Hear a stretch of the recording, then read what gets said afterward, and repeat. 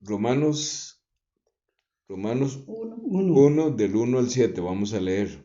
María Elena quiere Pablo, leernos.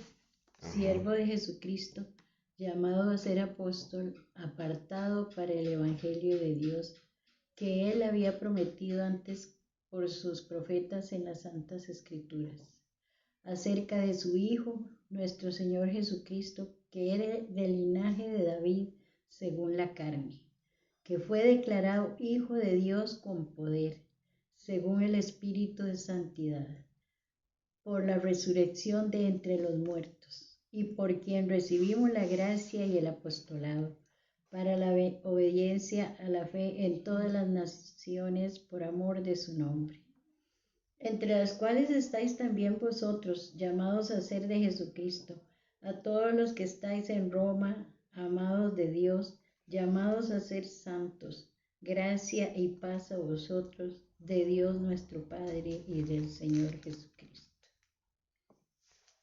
Sí, vamos a leer ahí hasta el 7. Cariño, ve, es que ahora que venía María Elena leyendo, que es interesante, dice aquí, para que me ayudes, vean, dice,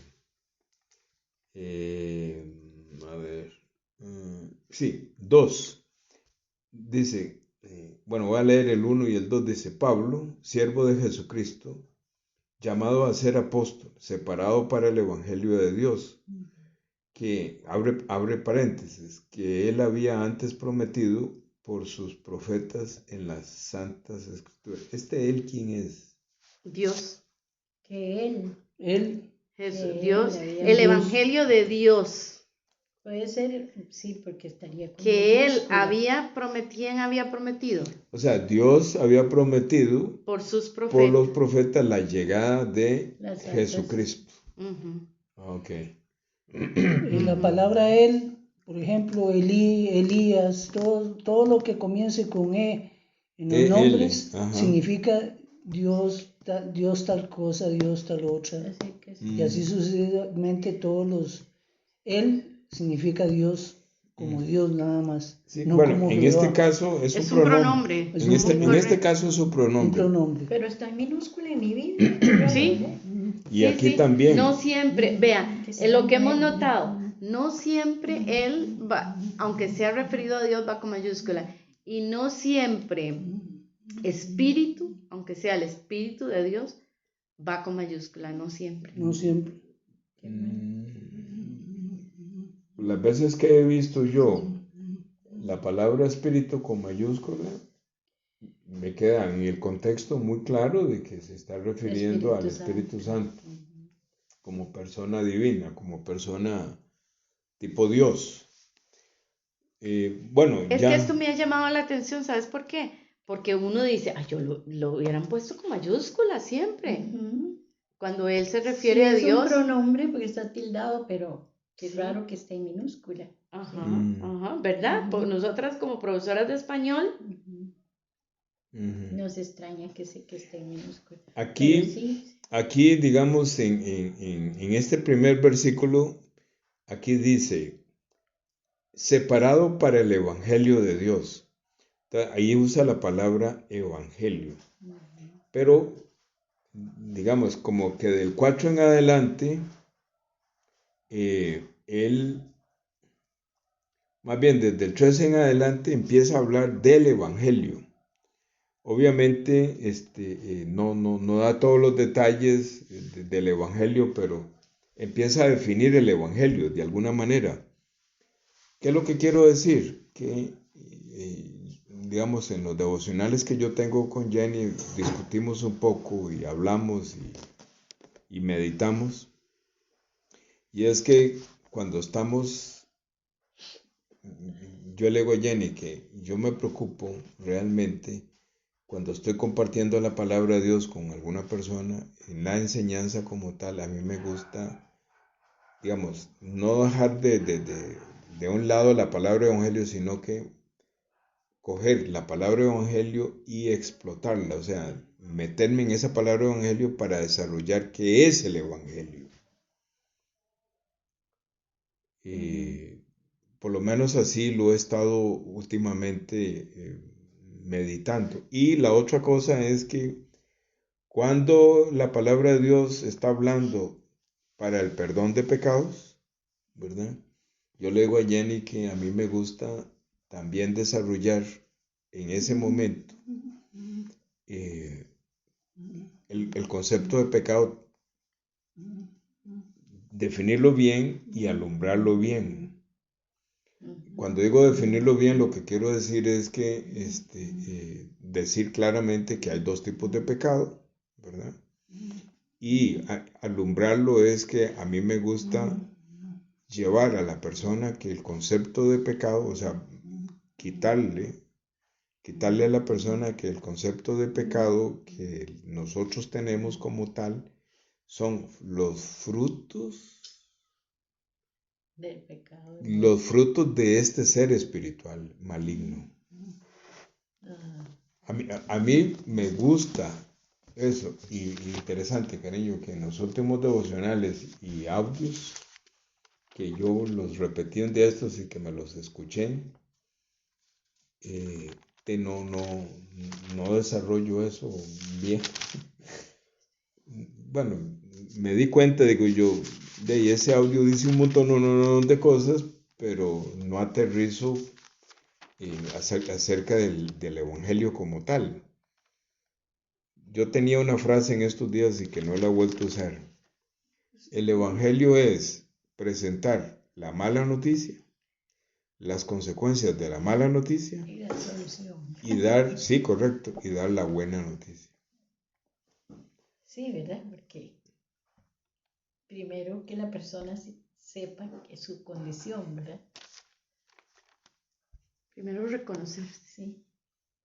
Que sepa que se no hay vea esperanza. se vea a sí misma, que es muy difícil. Y que no hay esperanza sin Jesucristo. Porque es interesante que en Marcos 1, el que escribe Marcos 1, que lo que está recopilando son lo que está pasando de boca en boca entre los hermanos, entre los seguidores del camino, allá por en los años 70, por ahí 60, 70, más o menos, es que se escribe Marcos. Entonces el que escribe Marcos recopila de todas esas, ¿cómo se llama eso? De que la gente... Que viene que Marcos escribía Marcos, que más bien escribía el Evangelio según lo que Pedro le dijo. Yo entendía que Marcos no era apóstol de Jesucristo, no era apóstol de Jesucristo, ni tampoco, pero sí fue contemporáneo de Cristo. Pero Pedro fue el que Juan Marcos es el verdadero. Es que era muy jovencito. Pero Marcos, el mismo Marcos, del Evangelio Marcos. Exacto. No es el Evangelio. Evangelio. Es que escribe la primera pistola, la segunda pistola. Pero escribe según lo que le relata Pedro. Porque Pedro no sabía escribir. Entonces, yo entiendo que alguien me dijo eso, no sé si es cierto. No anda como muy serio eso. No, lo que sucede, María Elena, es que Pedro de los cuatro evangelios, el que primero se recopila es el evangelio de Marcos. Ahora, el evangelio de Marcos no necesariamente lo escribió Juan Marcos, no necesariamente.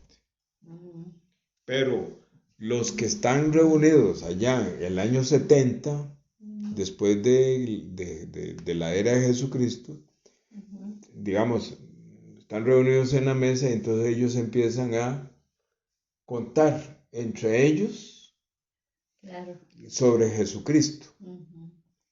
Y entonces ahí es donde el que escribe Marcos dice, no, y aquí tengo que escribir esto para que no se olvide.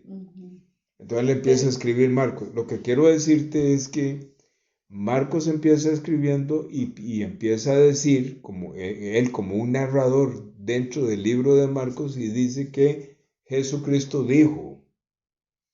¿Qué fue lo que él dijo? Dijo, arrepentidos, Marcos 1. Marcos 1. Sí, dice el narrador, que es el que escribe el Evangelio, o que recopila dice, Marcos. dice,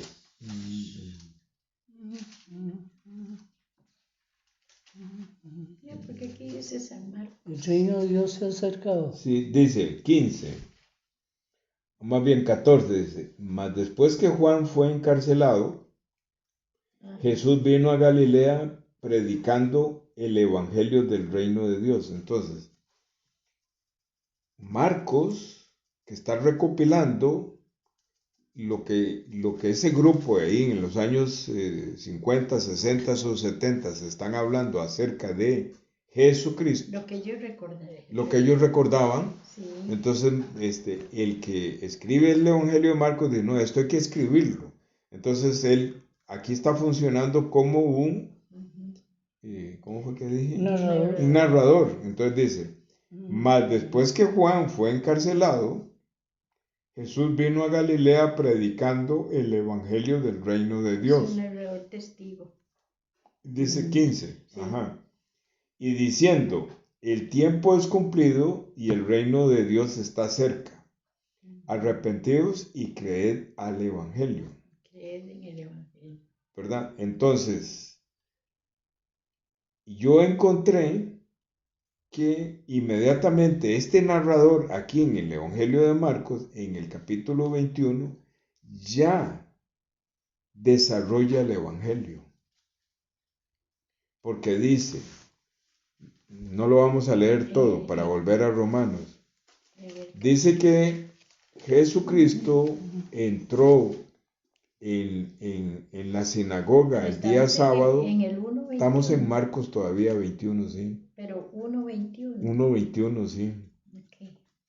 ¿Verdad? Entonces, dice que Jesucristo, estando él en Capernaum, el día sábado, él entró en la sinagoga y enseñaba. Y todos dice que estaban atónitos, porque lo que Jesucristo enseñaba, dice que tenía mucha autoridad. Y entonces todos los que estaban escuchando a Jesucristo ahí en Capernaum decían, lo que este nazareno está hablando tiene más autoridad que lo que enseñan los escribas. ¿Verdad? Entonces dice, entonces ya empieza en el 23. Y había en la sinagoga de ellos un hombre con espíritu inmundo, el cual dio voces. Entonces, en el 23, yo hubiera puesto un subtítulo, hubiera puesto y digo, a partir de aquí voy a definir qué es el Evangelio. Entonces, ¿cuál es el Evangelio? El Evangelio es la mala noticia. ¿Cuál es la mala noticia? Que dentro de la sinagoga donde ellos están, hay un hombre que tiene un espíritu inmundo. Sí. Pero lo interesante es que dice que tiene un espíritu inmundo. No, dice con espíritu inmundo. Bueno, da la idea de que es uno. El cual dio voces. Este hombre se enfrentó a Jesucristo ahí en la sinagoga. Entonces, para mí, aquí en el 23, empieza la definición del Evangelio. Entonces, cuando Pablo está escribiendo Romanos, entonces él dice aquí en el versículo, en el versículo 1, él dice, le dice, mando esta carta a los romanos, dice, versículo 1, separado para el Evangelio de Dios. Entonces, ¿qué es lo que pasa con Pablo? Porque Pablo, después de que nace de nuevo, en Hechos 9, que Ananías le impone las manos y que Pablo dice, la imposición de las manos es el levítico. O sea, que que Ananías está haciendo lo que Jesucristo funcionó como cordero. Entonces, Pablo dice, claro, esto es, o sea, ahora entiendo que Jesucristo es el cordero del levítico. Dice que le caen como escamas. Sí, que le caen como escamas. Entonces Pablo... Y vuelve a ver. Sí, entonces Pablo ahí nace de nuevo. Una vista espiritual. Correcto, él nace de nuevo, pero él se queda varios días con ellos ahí en... Para que ¿Dónde estaban ellos? ¿Cómo se llamaba ese lugar? Dice que Pablo iba para... Ese está en Hechos 9. Iba para... ¿Qué memoria la mía más? Diga que iban para... Llevaba cartas. Sí, para matar a los cristianos. Sí. Hechos 9 dice que Saulo, aún respirando amenaza y muerte contra los discípulos del Señor, fue al sumo sacerdote y pidió de él cartas para Damasco. O sea, que Pablo se quedó varios días en Damasco, y no solamente se quedó varios días ahí en Damasco, ¿verdad? Se quedó meses o semanas, sino que después él viajó a Jerusalén y estuvo no sé cuánto tiempo más con los discípulos. Pero no es cierto que Pablo, después de que recupera la vista, se va para el desierto. No. No. Aquí dice que él comienza a trabajar con los gentiles y después va a Jerusalén y se reúne con Pedro.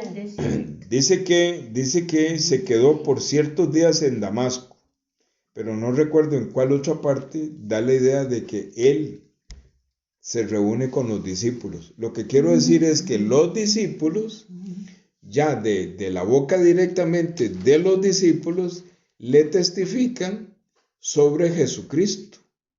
Entonces le dicen, lo que está en Marcos le dicen, Jesucristo está definiendo el Evangelio en Marcos 1.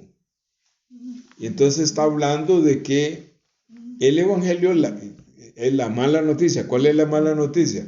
Que los hombres son dominados por un espíritu inmundo. Esa es la mala noticia.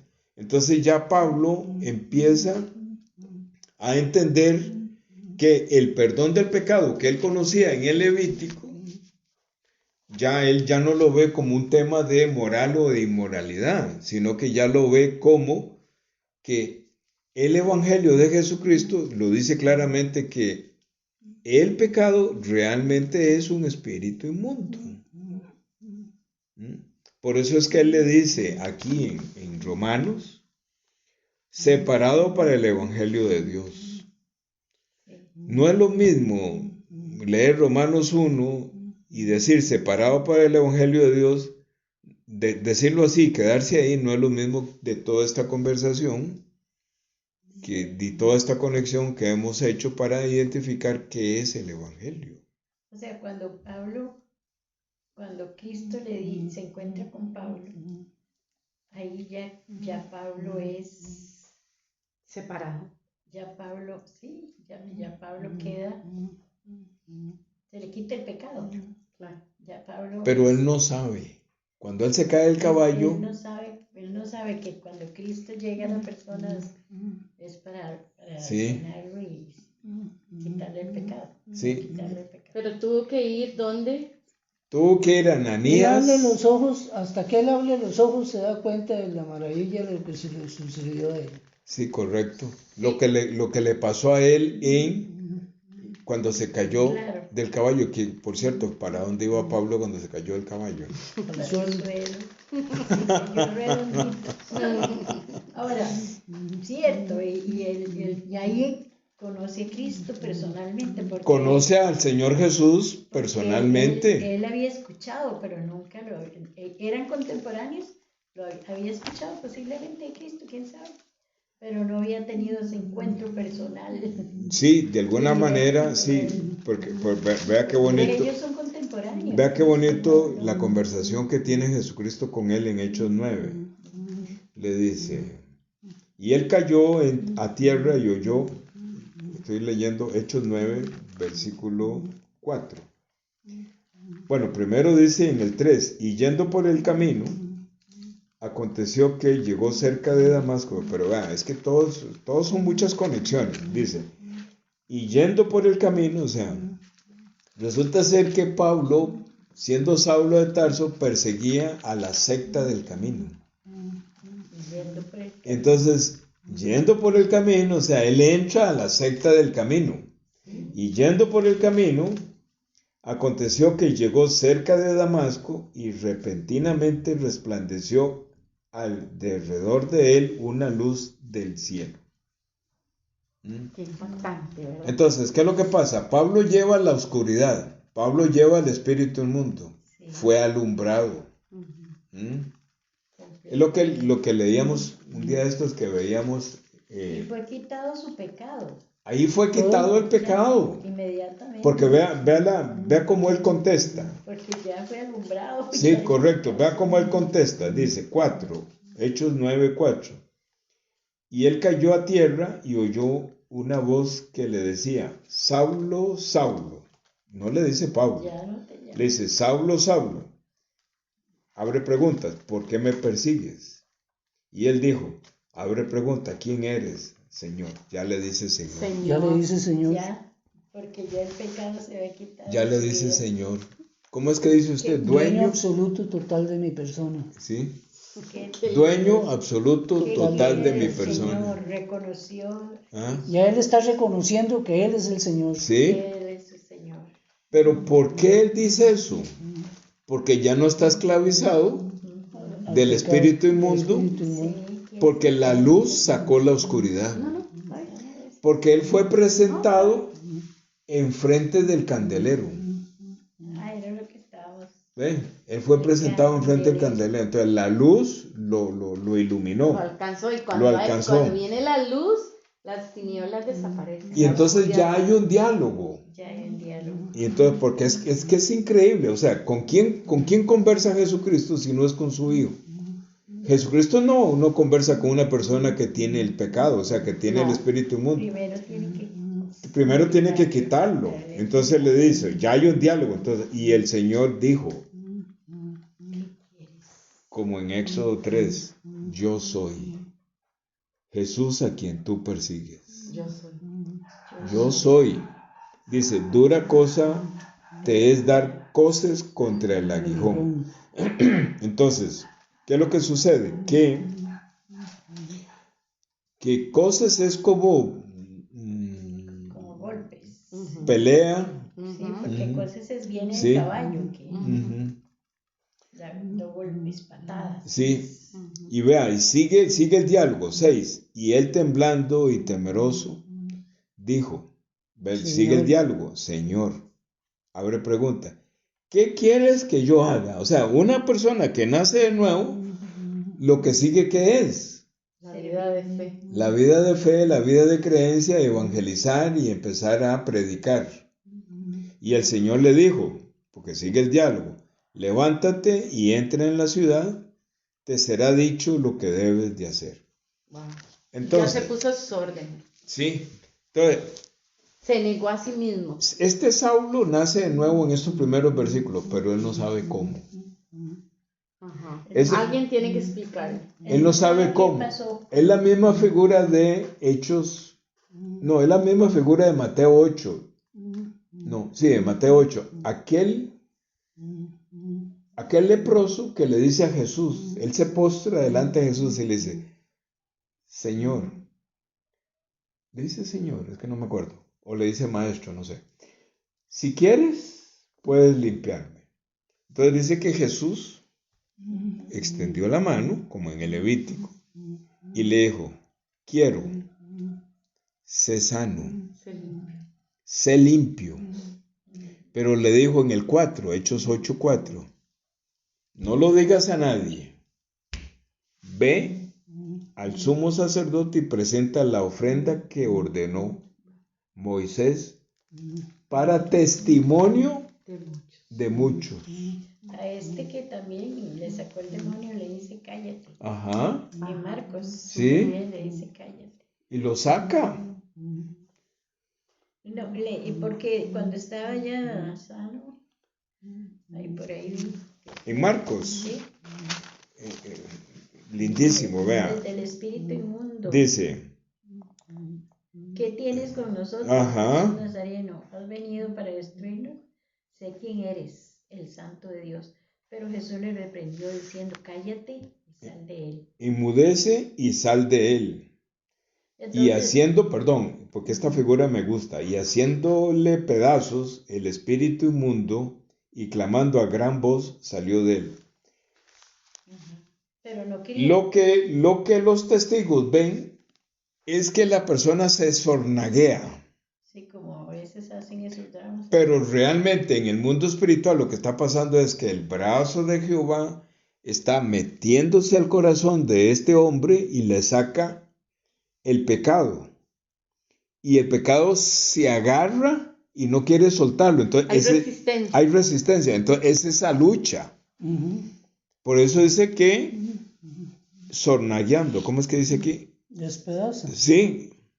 Dice, y haciéndole pedazos el espíritu inmundo y clamando a gran voz salió de él. ¿Qué dice ahí? Aquí no dice que tienes con nosotros. Es el 26, Marcos 1:26. Y el espíritu inmundo sacudiéndole con violencia. Sacudiéndole con violencia. Con violencia, o sea, sí hubo violencia. Sí hubo resistencia. Claro, en el bautismo de Jesús dice que los cielos fueron abiertos. Es que no me acuerdo cuál evangelio es, pero que da la idea que cuando Jesucristo aparece en la tierra hay violencia. ¿Por qué? Porque Satanás está en los aires y viene Jesucristo y que él se opone a que Jesucristo entre al planeta. Hay violencia. Siempre hay resistencia. Cuando lo estoy diciendo mal, cuando Dios nos toma a nosotros en su mano y nos usa como herramientas para poder comunicar el evangelio desde la mala noticia, la persona que Dios ya está preparando se opone. Se opone, con violencia se opone. Entonces ve María Elena ahí, cuando ya termina, dice... ¿Dónde estás en Marcos? Sí. Bueno, no dice que ya está en su sano juicio, pero sí lo dice en Marcos 5 del endemoniado Garadeno. Pero lo interesante aquí es que mucha gente ve eso que pasa. Muchas personas que están ahí y dicen, ¿quién es este que con autoridad manda a los espíritus inmundos y obedecen?